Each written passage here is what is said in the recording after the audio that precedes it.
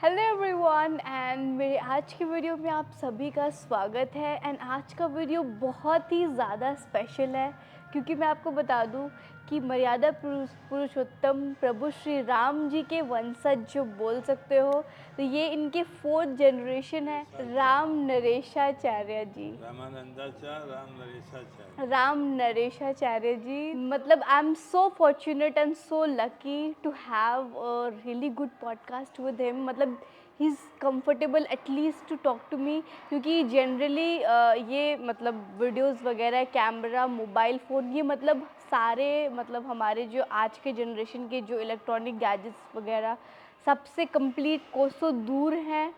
ये ईश्वर की ईश्वर सबसे बड़ा कृपालु है, वो कृपा का सागर है, वो कृपा का दया का सागर है। जैसे सागर होते हैं तो उसे दया का सागर। आपको एक दिन मैंने बतलाया था कि संसार को ईश्वर नहीं बनाया है, न कोई क्रिकेटर बना सकता है, न एक्टर बना सकता है किसी में संसार को बनाने की क्षमता नहीं है। नहीं।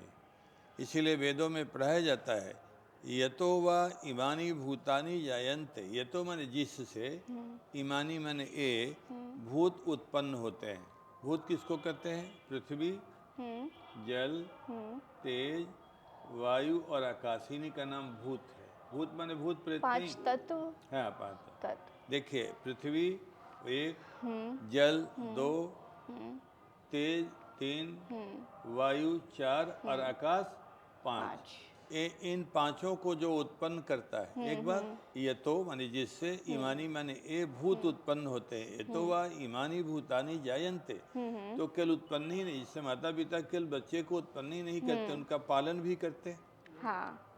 ये न जातानि जीवंती, वो उत्पन्न करके उनका पालन भी करता है। और जब कभी देखता है कि अब ये कमज़ोर होते जा रहे हैं तो उनका थोड़ा सा परिवर्तन छिपा भी लेता है।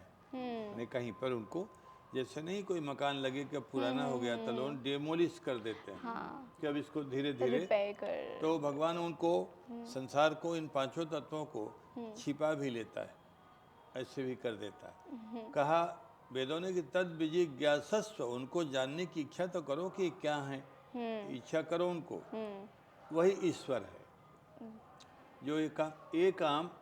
अमिताभ जी, मैंने आप समझो जो एक्टर माने वीक भी हैं, लेकिन वो संसार तो नहीं बना सकते। बिल्कुल। और कोई दूसरा हो, टाटा बिरला, धनवान लोग, एक से एक वैज्ञानिक, अमुक अमुक, वो कोई ईश्वर संसार को नहीं बना सकता। एक बार आइंस्टीन को मिलने के लिए, एल्बर्ट आइंस्टीन को, हाँ, तो आइंस्टीन को मिलने के लिए कोई बड़े बड़ी विद्वान आदमी गए, तो उनका बड़ा ही उनकी किया कि आपने तो इतना बढ़िया अनुसंधान किया, क्या बात है, दुनिया में इसका कोई जोड़ नहीं था, आपके अनुसंधान से जो बना विस्फोटक। तो आइंस्टीन तो रोने लगे बोले कि ना ना ना, ये वाला काम अच्छा नहीं है, मैं एक चींटी नहीं बना सकता। और जो हमने अनुसंधान किया उससे 1,00,000-2,00,000 लोग राख बन गए, मर गए। मुझे मालूम होता कि यदि मेरे अनुसंधान से जो विस्फोटक तैयार हुआ उससे इतने लोग मर जाते, तो मैं छोटा से छोटा काम, गलियों में झाड़ी लगाकर, नाली साफ करके, बकरी और भेड़ को चरा करके, मैं पशुओं एक को, प्लम्बर बन जाता, मतलब मैं वो उन्होंने काम कहा करता। था। लेकिन मैं ये हत्यारा वाला वैज्ञानिक नहीं बनता। मैं एक कोई चींटी को नहीं बना सकता। और मैंने अनुसंधान किया और इतने लोग मर गए, तो कौन वैज्ञानिक में। आइंस्टीन रोने लग गए। और जो अपने विद्वान देश के गए थे वो तो उन्होंने कहा कि रो नहीं। बोले नहीं, मैं रो कर ही मन को शांत करूँगा। रोना भी बहुत बड़ी एक अवलंब है रोना, कि जब कभी मन हो दुखी तो थोड़ा अश्रु गिरने से आदमी को शांति मिल जाती। तो भगवान की दया से भगवान इतना जोरदार संसार वही बनाता है। संसार को कौन? बोले ईश्वर। ये जो हम लोगों का है ना, देखो ना, हमारे शरीर में भी 5 तत्व हैं, पृथ्वी भी, जल भी, तेज भी, वायु भी और आकाश भी। बिल्कुल। ये बताओ कि सारा जो मांस वगैरह वाला अंश है ये पृथ्वी का है। जो और भी जल है, पेट में जल है, इधर जल, ये जल वाला भी है, पृथ्वी जल। और अग्नि पेट में भी है, जठराग्नि बोलते हैं, वही भोजन पर। एसिडिक हाँ, वो हो जाता है। तो वो है अग्नि। तो पृथ्वी जल और तेज हो गई। वायु का अंश सही है, नहीं बोलते हैं आजकल पे वायु बहुत बढ़ गई है, यहाँ दर्द हो रहा है, ये हो रहा है, तो वायु भी और आकाश भी खुलापन। कान में जो हमको सुनाई पड़ता है, कान में जो छेदा है ना, वो आकाश ही तो है। यहाँ पर जो छेद है उसी से तो जो हम खाते हैं भीतर गिरता है। पेट में जो इतना जो है ना खालीपन, वो आकाश ही तो है। नाक में जो खालीपन है वो भी आकाश ही तो है। क्या रहा है? बिल्कुल। तो पृथ्वी, जल, तेज, वायु और आकाश इस शरीर में भी है। तो भगवान की दया से इन पांचों तत्वों को ही भूत कहते हैं। समझ में आया? और इनके द्वारा ये ईश्वर इनके द्वारा पूरे संसार को बनाता है। तो अभी याद रखना कि संसार को कौन बनाता है? बोला ईश्वर। ईश्वर। ऐसे तो आम आदमी बात करते हैं कि इतना बड़ा संसार कौन बनाएगा, जो बनाया वही। तो जो संसार को बना दे उसी का नाम ईश्वर। आइंस्टीन भी नहीं बना सकते, बिल्कुल। और कोई भी धनवान कितना भी बड़ा और हो किसी क्षेत्र का, वो संसार को नहीं बना सकता। नहीं सर। तो कहा कि एक बात हो गई। तो कोई पूछे कि ईश्वर किसे कहते हैं? बोले संसार को जो बनाता है। ओके, बहुत ब्यूटीफुल आंसर। और कैसे? कहा कि वो पृथ्वी को भी बना देता है, जल को भी, तेज को भी, वायु को भी, आकाश। पांच यही है, इन्हीं से तो संसार बनता है। वो बना भी देता है और उनका पालन भी। जिससे माता पिता जन्म देते हैं तो पालन भी तो करते हैं। किसान खेती करता है, पौधा लगाता है तो उसका रक्षा भी तो करता है। जैसे मैं यहाँ पर ये सब बिछवा दिया हूँ, तो ये मैं देखता भी हूँ ना कि कौन आदमी बैठा है, उपयोग कर रहा है। ऐसा तो नहीं कोई सिगरेट पी करके उसी पर डाल दिया। तो फिर कहा कि ये बताइए, भगवान से किसी ने पूछा कि आपने संसार बना दिया, आप ये बताइए आपका सबसे बड़ा उत्पादन क्या है? प्रोडक्शन। संसार तो उत्पाद्य है, आप उत्पादक हैं, आप क्रिएटर हैं। तो आप बताइए आपका सबसे बड़ा प्रोडक्शन क्या है इस संसार में? समझ में आ रहा है? कहा मनुष्य जीवन। इससे बड़ा उत्पादन ईश्वर का हिमालय नहीं है, समुद्र नहीं है। सबसे बड़ा ईश्वर का उत्पादन मनुष्य जीवन है। क्यों? कि हिमालय मुक्त नहीं होगा। जो जीवन का सबसे बड़ा लाभ मोक्ष है, जिसकी प्राप्ति के बाद फिर कोई कठिनाई नहीं होती, कोई कमी नहीं होती, कोई और जाने का नहीं होता, और खाने। सबसे बड़ा उत्पादन, सबसे बड़ा प्रोडक्शन कौन? मोक्ष। मोक्ष है। तो कहा कि भगवान मनुष्य को बनाता है, सबसे बड़ा स्वरूप देता है। वो किस लिए? कि जो सबसे बड़ा लाभ है इस संसार में आने का, वो मोक्ष ही है, मुक्ति। और वह सदगति, वह मुक्ति तब होगी जब मनुष्य बनेगा कोई, और दूसरे से नहीं होगी। केवल मोबाइल सुनता रहे, टेलीविज़न लगा के सुनता रहे, उससे मोक्ष नहीं मिल रहा। भगवान अपने जैसा बनाने के लिए ये मनुष्य जीवन दिया है। जैसे आप लोग मेरे यहाँ आ गए, मुझे मालूम हुआ कि ये लोग अच्छे हैं और सुन, तो मैं तुरंत तैयार हो गया। तैयार मतलब मैंने कहा हाँ कोई नहीं, करते हैं। तो भगवान हम सभी लोगों को सबसे बड़ा संसार को बनाने वाला ईश्वर, जैसे किसी फैक्ट्री वाले को कोई पूछे कि आपका सबसे बड़ा प्रोडक्शन क्या है जी, तो कुछ कहेगा ना।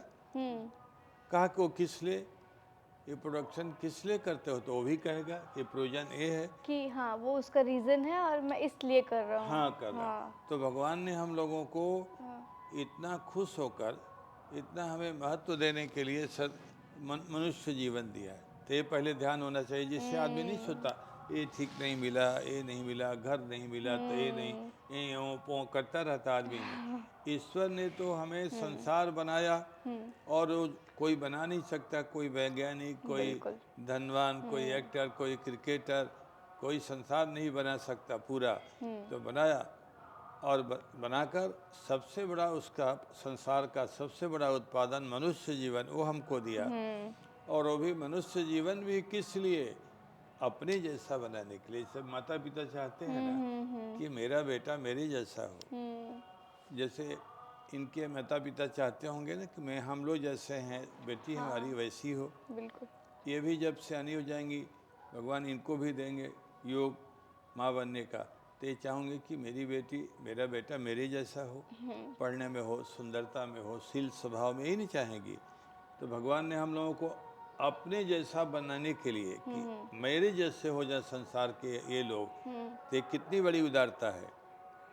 किसी को जाके धनवान को पूछो कि सेठ जी आप कभी सोचते हैं कि हम भी आपके जैसा हो जाएं? बोले वो संभव नहीं है, वो तो मैं ही रहूँगा। नहीं, हाँ। कोई चाहता नहीं है कि जैसा मैं हूँ वैसा कोई और हो जाए, ऐसा। तो इतना भगवान ने हम लोगों को मौका दिया है कि ये संसार के जीव मेरे जैसा हो जाए, वही हम लोगों का मुख्य सब कुछ है। नहीं, समझ में आ रहा है ना? बिल्कुल बिल्कुल। तो भगवान इसीलिए अपने लोग जितना अभी ये उत्सव हो रहे हैं, अमुक ये हो रहा है, ये सब इसीलिए कि भगवान ने हम लोगों को अपने जैसा बनाने के लिए दिया है, तो हम भी प्रयास करें। मैं पढ़ता हूँ शास्त्रों में लिखा है कि जब भगवान के यहाँ कोई मुक्त होके जाता है ना, मुक्त हो गया, गया भगवान के यहाँ पहुँचा, तो जहाँ भगवान के धाम में पहुँचा, सबसे पहले भगवान उसको सुंदर बना देते हैं अपने जैसा। अतिशय सुंदर है भगवान, तो जैसी उनकी सुंदरता है वो भगवान उस और जीव जो गया है भगवान के धाम उसको अपने जैसा सुंदर बना देते हैं, अपने जैसा। जैसे किसी को पुत्र की प्राप्ति हो तो चाहता है ना कि मैं जैसा हूँ मेरा बेटा भी हो जाए। तो भगवान जहाँ उनके धाम में गया कोई मुक्त होकर, तो सबसे पहले उसको क्या बनाते हैं? अपने जैसा सुंदर। इसको सारूप्य नामक मोक्ष बोलते हैं, रूप में भगवान के समान हो जाना। रूप जैसा उनका है वैसा रूप हो गया उस जीव का, उस भक्त का जो गया है। तो एक काम हो गया।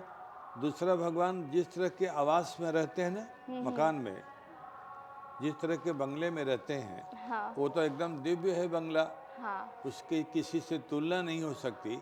लेकिन तुरंत अपने जैसे आवास में रहते हैं जिस वातावरण में, तो जो मुक्त हुआ है ना उस जीव को उसी तरह के बंगला दे देते हैं। देखिए अब इसमें मैं रहता हूँ, तो यहाँ कोई आएगा कि हम भी सो जाएं क्या? इसमें कोई दूसरा यहाँ सोता नहीं। कुर्सी पर तो लोग डर के मारे बैठते नहीं, कि कोई नहीं बैठता ना उस पर, नहीं रहने दिया जाए। जबकि मैं बोलता हूँ बैठो यहाँ आराम से, कोई दिक्कत नहीं, हमें क्या दिक्कत है। कोई कुर्सी लगी है, कंबल बिछा है, सुंदर भी लग रहा है, बैठने पर आराम। और कुर्सियाँ वो गुदगुदी वाली हैं, गद्दे वाली। तो वो ये भगवान अपने जैसा, दूसरा भगवान का क्या हुआ? अपने जैसा बंगला दे दिया। बतलाइए कहाँ राजा? मैंने दुनिया का मालिक, वो फल देने वाला जो और कोई नहीं दे सकता, वो अपने जैसा दे देता है। तो वो भी एक मोक्ष का स्वरूप हुआ। भगवान अपने जैसा बंगला दे देते हैं, दो हो गया। फिर तीसरा, भगवान अपने जैसा धनवान भी बना देते हैं। जो बोलता है पहुंचता है ना भगवान के यहाँ, तो धनवान भी अपने जैसा बना देते हैं। देखे ना वो लड़की, एक नहीं लंबी लंबी सी बच्ची थी जो भक्त लोग अभी गए, हाँ, तो कनाडा उसको जाना है, अभी लोग जाएंगे फिर आगे। तो उसका था कि शादी हो गई है, थोड़ा आशीर्वाद दीजिए। तो चंदन लगा दिया। 2-3 दिनों से लोग कह रहे थे हो नहीं रहा था, चंदन लगाया। फिर अक्षत मैंने चावल हाथ में लिया और उसकी वर्षा मंत्र हो रहा था, वेदों का वाक्य, और उसके ऊपर वर्षा कर दिया। माला मैंने उसको नहीं पहने, लड़की है, तो मैंने माला रखी हुई थी, मैंने कहा माला दे दो, उसके आंचल में दिलवा दो। आप खड़ा हो के मैं दे दूँ उसके आंचल में, या आप लोग दे दो। तो इसलिए कि बच्ची है, लोग कहेंगे कि महाराज इतने बड़े सन्यासी हैं, इसको माला पहना रहे हैं। तो मैंने उसको रास्ता निकाला कि इसके आंचल में मैं दे देता हूँ। तो उससे भी मेरा मन नहीं भरा। तब इसके बाद मेरे पास 50-50 रुपए की काफ़ी नोटें पड़ी हुई थी, एक साथ हो। तो मैंने कहा कि अब इसको थोड़ा सा धन भी दिया जाए। तो खड़ी हो गई, आंचल फैला दिया उसने, उसको मैं देना शुरू किया। एक 50 रुपया, दूसरा 50, तीसरा 50, ऐसे देते गए। ढेर सारे उसमें थे। फिर करते कराते फिर रुका मैं। तो उसके पिताजी ने कहा, जो लड़की थी उसके जो ससुर जी हैं, मैंने उनके बेटे से शादी हुई है, तो उन्होंने कहा कि हमें भी कुछ आशीर्वाद के रूप में मिल जाए, तभी न कमाऊंगा तो आपके यहाँ हाजिर होऊंगा, तो उनको भी दे दे। तब तो उनकी पत्नी ने कहा हमें भी कुछ मिल जाए, मैंने आशीर्वाद के रूप में। हाँ। तो लोग तो चिंतित थे कि कितनी, तो कई हजार रुपए चले गए। तो हमने कहा ये कोई बात नहीं हुई। अरे जो अपने ही लोग हैं, भगवान ने हमें दिया है, तो हम उनके लिए प्रसाद के रूप में न्यौछावर करूं या अर्पित करूं तो कोई दोष नहीं है। बिल्कुल। कोई बात नहीं, लेने दो, हम मन से दे रहे हैं। और उनको कोई, उनको बच्चे नहीं है कि उसी के आधार पर प्रभावित कर रहे हैं, वो नहीं। तो ये हुआ, ईश्वर ऐसे ही करता है। आया ध्यान में, अपने जैसे बनाने के लिए मैं कोशिश करता हूँ कि जो मेरे भक्त हैं वो मेरे जैसा बने। वो तो अच्छा था कि ये देवी नहीं थी उस समय, नहीं तो इनको भी कहता कि आंचल निकालो, आज वर्षा कर ही देता हूँ तुम्हारे ऊपर। मैंने इसलिए कि जब बच्ची आई है तो इसके लिए जितना आपके लिए जब इनको देता तो आपको भी देता। हमारा वो नियम है कि जब करते हैं ना तो हम बहुत उसको ध्यान से करके। तो ये ईश्वर मनुष्य जीवन जो हमको दिया है, इससे बड़ा और कोई जीवन नहीं। बिल्कुल। इसी जीवन से मोक्ष की प्राप्ति होगी। तो भगवान ने एक तो अपने जैसा सुंदर बना दिया, हाँ। अपने जैसा क्वार्टर दे दिया, हाँ। और अपने जैसा धनवान बना दिया। जितना धन है, सुन लो, जितना धन भगवान के पास है उसी तरह का धन बना दिया जो जीव जाता है भगवान के यहाँ। अब इसके बाद भगवान भोजन जो होता है ना, भोजन का जो भेदभाव है वो बहुत कष्ट देता है। मैं यहीं पर कुछ खाऊं अच्छी चीज़ और आप लोगों को नहीं पूछूं तो मुझे बाद में मुझे भी बुरा लगेगा। आपको भी देखो, महाराज ने हमसे नहीं पूछा, अरे क्या दिक्कत है। तो भगवान भोजन भी जो भगवान के धाम में करते हैं ना भगवान, तो जो वो भोजन करते हैं वही अपना जो जीव गया है ना वहाँ से मुक्त होकर उसको भी, उसको आयुष्य बोलते हैं। भोजे भोजे भोगे साम्यम आयुष्यम, अपने यहाँ सबकी व्याख्याएं पढ़ाई जाती हैं। भोगे साम्यम, भोग में हम कपड़ा पहने वो भी भोग कहलाता है, हम भोजन करें वो भी भोग, हम और जो गतिविधियां हैं तो भगवान भोजन में भी बराबरी करते हैं। जो अपने खाते हैं ना, तो जितने वहाँ रहते हैं ना लोग वहाँ पर उनके धाम में सबको वही, हम भी वैसे ही करते हैं। बिल्कुल। जो मैं प्रसाद पाऊँ ना, हाँ। आज हमने चूड़ा दही वाला भी पाए थे ना, चूड़ा दही। और हमने भी वही पाया है। हाँ हाँ जी। अच्छा, तो बहुत तो अच्छा। आप देख सकते हो गाइस, जो मैंने आपको बताया था कि वो जो राम जी के जो मतलब वंशज जैसे हैं, मतलब वो पूरा उनकी जितने भी कैरेक्टरिस्टिक्स है वो पूरा कंप्लीटली जो सतयुग में प्रभु श्री राम जी जैसे थे वैसे ही इनका भी पूरा कंप्लीट सेम भावना है। वो है और पूरी। ये यदि चीज़, वहाँ मैंने जैसे मैं कर रहा था ना हाँ वो पैसे वाला, हाँ। तो लड़की की शादी हो गई है, तो उसको चंदन लगाना, उसको अक्षत की वर्षा किया, माला तो पहनाए नहीं, सोचा बच्ची है, तो दूसरे लोगों से उसके आंचल में डलवा दिया। मैं यही था, भाग नहीं रहा था, लेकिन फिर भी कर रहा था ना कि वो, तो वो हो गया। लेकिन मेरा मन नहीं माना, हमने कहा इतनी सियानी बच्ची है तो भगवान ने अपने को दिया है तो ये किस काम में आएगा, इसको लक्ष्मी भी मिलनी चाहिए। तो दिया, तो वो गई तो, लेकिन उसके मामा को, माने जो उसके मामा ही लगेंगे, तो वो उनको नहीं रहा गया। उन्होंने कहा हमें भी कुछ मिल जाए कि जिससे लक्ष्मी बढ़े तो मैं सेवा कर सकूँ, उनको भी दे। और किसी ने कहा तो उनको भी इसलिए कि जब भगवान ने अपने को दिया है तो भगवान के भक्तों की सेवा में वो रख करके उसी को जेब में घूमता रहूं, वो नहीं मुझे लगता है। इसका जितना वितरण हो सकता है, जितने लोगों को खुशहाली मिल सकती है वो सारा। मैं बहुत ही सिंपल जीवन का आदमी हूँ, लेकिन जहाँ मेरा रोल है ना आवश्यक, वहाँ जरूर करता हूँ। समझ गए ना। तो ये भगवान अपने धाम में जाने वाले जीवों को भोजन तक अपने जैसा, जबकि बड़ा आदमी जो धनवान आदमी हो जाता है तो गरीब को तो सोचता है कि इसको ये कोई ये भोजन करेगा क्या, ऐसे ही दाएं बाएं कर देते हैं, और अपने तो खा ही नहीं सकते जब तक हमको ऐसे भी बहुत शौक नहीं है खाने का ये वो सारा। लेकिन कोई भी अच्छी चीज़ है तो मैं ज़रूर कहूँगा कि उनको दिया कि नहीं दिया तो अभी दो, नहीं तो कल दो, ऐसा। हाँ हाँ, बिना बात। और राम जी का ये स्वभाव था, राम जी बिल्कुल ही, आप समझ लीजिए कि जब तक सबको नहीं खिला देते थे ना, खाते नहीं थे। सभी को खिलाकर खाना, सबके साथ वही व्यवहार करना। लोग बोलते हैं ना कि सबरी के यहाँ भी चले गए मिलने के लिए राम जी। हाँ, और सबरी, उसके पास वो जो बेर था वो हाँ पोंछ हाँ, के देती थी और वही उन्होंने खाया, वही उन्होंने वो पाया तो था। वो तो मैं तुमको वो कहूँगा खुद कि टेस्ट करके देती थी कि वो वो सही वो है वाला या जो नहीं, जूठा मीठा, वाला, हाँ जूठा वाला। जूठा वाला तो मैं तुमको समझाऊंगा जब खाली रहूंगा हाँ कि ज़रूर। वो नहीं बोलने का, क्योंकि सवरी इतनी भक्ति करती थी ना, हाँ। तो इस तरह का आदमी अपने स्वामी को, अपने गुरु को जूठा देगा क्या? नहीं। वो बहुत समझदार थी, तो मैं उसको रोकता हूँ कि वो रोके, वो नहीं बोलने का। वो असल में उसने अपने गुरु जी की भी सेवा बहुत किया था, अच्छा। जो उसके अपने दीक्षा माने सेवा में थी। हम्म। और वो इतने जोरदार ऋषि थे कि उन्होंने बतला दिया था कि अब राम जी आएंगे तुमको मिलने के लिए। तो राम जी अच्छा। उसके यहाँ गए जहाँ वो थे ना, अच्छा अच्छा। और वो इतनी सेवा की थी कि सेवा करके और कहा उसने, सौरी ने, गुरु जी अब मैंने आपकी सेवा किया, अब मुझे छुट्टी दीजिए ना। बोले कि क्यों? बोले क्या मैं चाहती हूँ कि अब ये आपकी सेवा कर लिया, अब थोड़ा और भी कुछ करो। तो वहीं उसने सर्वरी ने अपने शरीर का त्याग कर दिया, पूरे शरीर से अग्नि निकली और उसमें जल करके और भगवान के धाम में पहुंच गई। तो राम जी तो बाद में पहुंचे, तो लेटी हुई थी अच्छा। और गुरु उसके दूसरे थे, हाँ। तो उनकी सेवा करती थी। उन्हीं के प्रताप से तो राम जी वहाँ पहुँचे ना।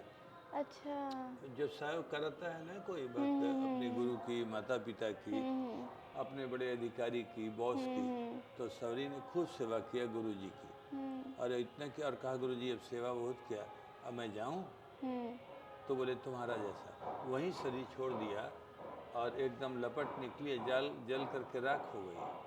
कहा कि फिर मिलूंगी, लेकिन अभी जा रही हूँ, दिव्य धाम में चली गई, भगवान के धाम में। हाँ। तो सवरी एक बार वो सवरी लेटी हुई थी ऐसे जहाँ कहीं, तो राम जी जब अचानक पहुँचे तो बोले कि देखिए इतनी तेजस्वी है, देखो ना इसके रोम रोम से तो प्रकाश निकल रहा है, ये कोई छोटी मोटी महिला नहीं है कि जो ऐसे ही, देखो ना कैसा। तो इतना उसमें तेज था क्योंकि गुरु की सेवा किया ही था, राम जी की भक्ति थी ही। तो वो वाला जो ना जूठा खाने वाला, वो वाला कल्पित है। कोई इतनी बड़ी, सुन सुन, अच्छा। कोई इतनी बड़ी महिला जिसने अपने विवाह नहीं किया था, शादी नहीं, ऐसे घर में थी नहीं, बाहर ही रही, तब करती रही, गुरु की सेवा किया जोरदार। राम जी में पूरी भावना थी, राम जी उससे मिलने के गए। लिखा है शास्त्रों में कि इतने ऋषि लोग थे, राम जी ऋषियों के यहाँ भी जाते थे, लेकिन जैसे सवरी के यहाँ गए वो अलग था, नहीं तो ऋषियों का लिखा है। राम जी ने प्रतिज्ञा किया, जब हड्डियों के देखा ना कि बहुत लोग मरे हैं, राक्षसों ने मार दिया, तो राम जी ने हाथ उठाया, तो कहा कि मैं ऋषियों को इस संसार में, इन राक्षसों को संसार में नहीं रहने दूंगा, पूरे संसार में एक भी राक्षस नहीं, निश्चरहीन करो मही, मही मैंने संसार में, पृथ्वी में इसको निश्चर से हीन कर दूंगा। भुज उठाई पनकिन, हाथ उठाकर राम जी ने ऐसे प्रतिज्ञा की जाती है। और सकल मुनिन के आश्रम ही जाई जाई सुखिन, सभी मुनियों के यहाँ, ऋषियों के यहाँ राम जी स्वयं जाते थे, उनको दंडवत करना, साष्टांग करते थे, कोई सेवा हमारे लायक बतलाइए। तो ऋषि लोग कहें राम जी को जानते थे, लोग उनको सेवा कौन बतलावे। उन्होंने कहा कि एक भी अब राक्षस नहीं रहेगा। तो ये सब राम जी ने काम किया, सब मामला जम जयकार का। तो सवरी उस तरह की नहीं थी कि वो जूठा खा। तो अब मैं, जैसे मैं इससे परिचित हो गया, तो अभी बहुत ज़्यादा परिचित नहीं, आज तो शुरुआत ही हुई, आज तो खाता ही खुला है, ठीक से बातचीत कर रही है और ठीक है, शील स्वभाव, पढ़ी लिखी भी है, संस्कार। लेकिन ये कभी भी मुझे नहीं लगता है कि हम ऐसे भी बहुत कम खाते हैं लोगों के हाथों का ये वो, लेकिन ये कभी ऐसा नहीं होगा कि मुझे खा करके फिर बोले गुरु जी थोड़ा आप लो ना, मैंने संस्कारी। अच्छा मान लीजिए कि इसका मन बन गया कि मेरा मन है कि मैं कभी खिलाऊं आपको, मैंने ऐसा, तो मैं बोल दूंगा कि अच्छा चल, ऐसे बहुत कम लोगों के हाथों से खाता पीता हूँ, लेकिन इसका मन खुश करने के लिए बोलूँगा पहले जाओ पैर धो के आओ, हाथ मुंह सारा धो के आओ, नहाई है क्या, बोले यहाँ स्नान कर ली हूँ, तो मैं बोलूँगा कि जो लाई है तू उसको धो लो, अब तू खिला लो। वो भी जब ज़्यादा भीड़ भड़ाका नहीं होने तो फिर सभी लोग कहने लगेंगे मेरे हाथ से, मेरे हाथ, तो खा लूँगा। तो इसको तो सबरी बना ही दूंगा मैं। लेकिन इतने दिनों का गुरु सेवा किया था सबरी ने, तो वो वाली जो बात करते हैं ना कि सबरी ने राम जी को जूठा खिलाया, ये संभव है क्या? नहीं तो मुझे अपना जूठा खिलाएगी क्या? नहीं। अभी अपने ही से कह रहा हूँ कि तू ले जो मिले ही रहेगी, बस तू मन होगा आग्रह करेगी थोड़ा मुंह में डाल लो ना, तो मैं तुम्हें खुश करने के लिए, इतना तो चल सकता है। वो भी ये शुद्ध चीज़ अपने हाथ से लाई है, वो भी बहुत ज़्यादा भीड़ भड़ाका होने तो हर आदमी बोलेगा थोड़ा लीजिए ना अपने हाथ ऐसा।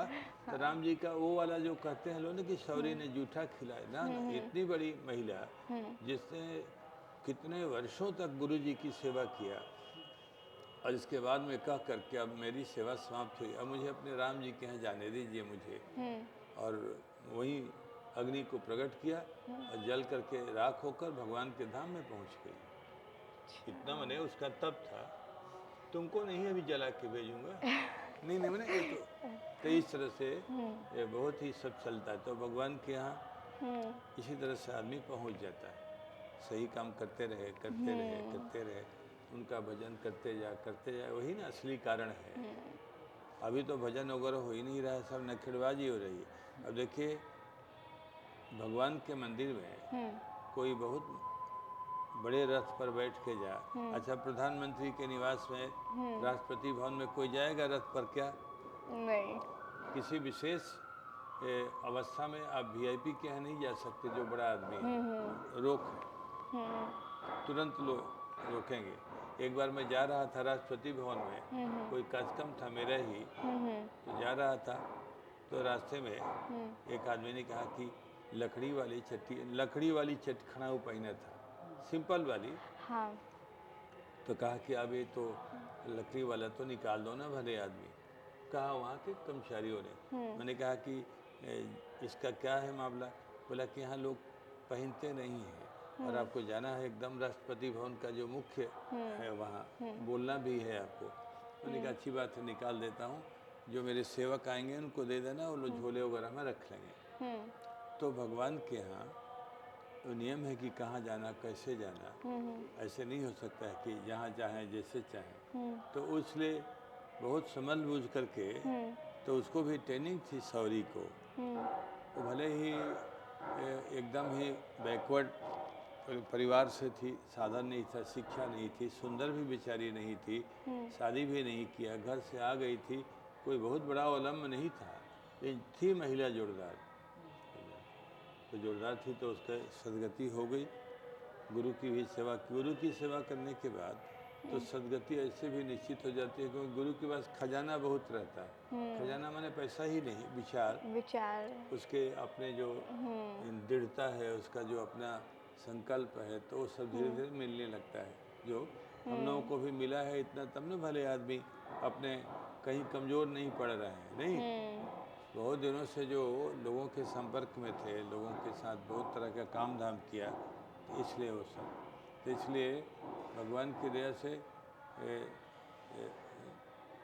भगवान का ये याद रखना चाहिए, जिससे याद रहता है ना कि हमें क्या, अभी तुम्हें ध्यान होगा कि हमें मम्मी ने ये दिया था, हमें पापा ने ये, जो भी अपना जीवन है, पढ़ाई में ये खर्च किया, ट्रीटमेंट में किया, और अपने जो पहनना चाहिए बच्चों को, वैसे ही भगवान तो अपने भक्तों को अपने जैसा बना देते हैं। नहीं, कितनी बड़ी बात। माता पिता को ज़रूरी नहीं है कि माँ जैसी है वो अपने जैसे बेटी को बना दे। प्रभाव तो पड़ता है रूप का, रंग का, स्वभाव का, मुँह का। लेकिन मान लीजिए कि माँ बहुत ही जोरदार है, पढ़ी लिखी, साधना सो भी नहीं बना पाई अपनी बेटी को अपने जैसा, प्रयास तो करती है माँ, पिता भी करते हैं। हाँ, तो इस तरह से होता है। तो कोई नहीं, अब धीरे धीरे लगी रहे, और बाकी तो हम लोग मिलते जुलते रहेंगे जब कभी। वैसे मैं कंजूस हूँ मिलने जुलने में। लेकिन नहीं, वहाँ एक भक्त बैठे थे, देखा ना, तो वो लंबी बातचीत करते, वो अपने पुराने भक्त हैं, तो मैंने उस छेड़ा ही नहीं उनको कि फिर वो उस समय पता नहीं क्या क्या सुनाते हैं, वो सबको बातें रहती भी नहीं, कहने भी नहीं आती, सबके पास बहुत अच्छी बातें नहीं रहती, उसके लिए भी आदमी अभ्यास करे, मेहनत करे तो ना। तो उनको ऐसे ही अभी अमरीश राय जी आए हैं, मैं पहले उनके साथ आया था कि थोड़ी देर बैठूंगा। वो बहुत तरह के आश्रम की गतिविधियों को संभालते हैं, अच्छा। तो मुझे हाँ, बड़े वकील हैं और तमाम बातें ले आए होंगे ना। आते ही उन्होंने कहा कि हाँ, वहाँ ज़मीन की नाप होने वाली है, अपनी बगीचे की ज़मीन है, वो कोर्ट कहा है कोर्ट ने कि उसकी नाप हो जानी चाहिए, बहुत बड़ी प्रॉपर्टी है वो। तो हमने कहा कोई, तो मैंने कहा कि अभी यहाँ बैठ जाता हूँ थोड़ी देर आप लोगों के साथ और भी। थोड़ी सी वार्तालाप करके फिर उनके हाँ, उनका किए नहीं के बराबर किया। अब वो विश्राम करेंगे, अब फिर मैं यहाँ, नहीं तो मैं भीतर चला जाता। वो लोग जाने वाले थे 8 बजे वाले, उनको भी मिल लिया। हाँ। उनकी बेटी को जाना है कनाडा, तो आज गाड़ी पर बैठेंगे, कल पहुँचेंगे जहाँ पहुँचना है, इसके बाद फ्लाइट से कनाडा पहुँच। तो सब विचार करके वो बार बार से आगे आगे पीछे कर रहे थे और मैं दाएं बाएं हो रहा था। तो फिर अंत में मैंने पूछ ही लिया क्या है, बोले कि आज की गाड़ी है। तो मैं कह देता है गाड़ी है तो जाओ। तो थोड़ा सा वो लड़की भी नई नई है बेचारी, नई नई जुड़ी है, छोटी महाराज बड़े रूखे रूखे बोल रहे हैं, तो इसलिए वो सुन लिया। नहीं, मैं कोशिश करता हूँ कि किसी को बहुत ज़्यादा कड़वा नहीं हो जाए, नहीं, उतना ही मसाला छोड़े, उतना ही मिर्चा छोड़े, नमक छोड़े, जो भोजन है वही, जिससे अगले को कष्ट नहीं, नहीं। तो वो बेचारी अब कनाडा में, उसको कहाँ मैं मिलूँगा, उसका पति वहाँ है और मैं टेलीफोन और अटेंड कम करता हूँ। वो तो मिल लिया नहीं, तो उसको विदा कर दिया।